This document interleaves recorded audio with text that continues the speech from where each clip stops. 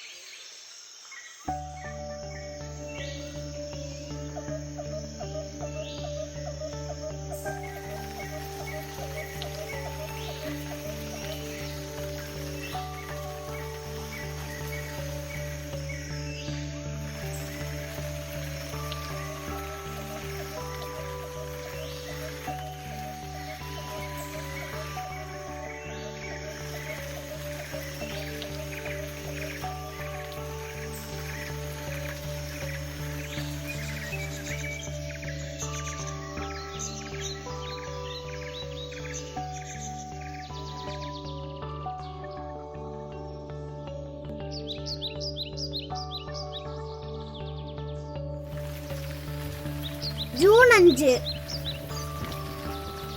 ഒരു പരിസ്ഥിതി ദിനം കൂടി കടന്നു വന്നിരിക്കുകയാണ്. ഇന്ന് നമ്മൾ പരിസ്ഥിതി ദിനം ആചരിക്കുമ്പോൾ ജനങ്ങൾ ഇന്ന് കൊറോണയുടെ ഭീതിയിലാണ്.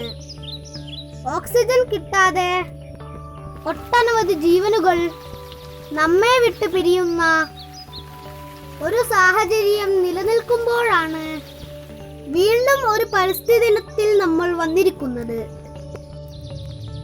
തലമുറകളായി നമുക്ക് കൈമാറ്റം ചെയ്തു തന്നിട്ടുള്ള പരിസ്ഥിതിയെ സംരക്ഷിക്കേണ്ട വലിയ ഉത്തരവാദിത്യം നമ്മുടെ കടമയാണെന്ന് ഇനി വരുന്ന തലമുറയെ ബോധ്യപ്പെടുത്തേണ്ട ഉത്തരവാദിത്യം നമ്മളിൽ വന്നു ചേർന്നിരിക്കുന്നത്.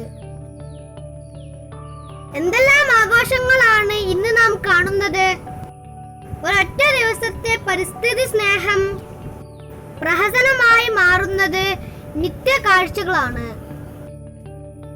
364 ദിവസത്തെ മറന്ന് ഒരൊറ്റ ദിവസത്തെ പരിസ്ഥിതി സംരക്ഷണം, മാധ്യമ ചർച്ചകൾ, വൃക്ഷത്തൈ നട്ടുള്ള വെല്ലുവിളികൾ, ഇതൊക്കെ ആത്മാർത്ഥതയിൽ നിന്ന് ഉടലെടുക്കുന്നതാണോ അതോ പ്രശസ്തിക്ക് വേണ്ടിയോ?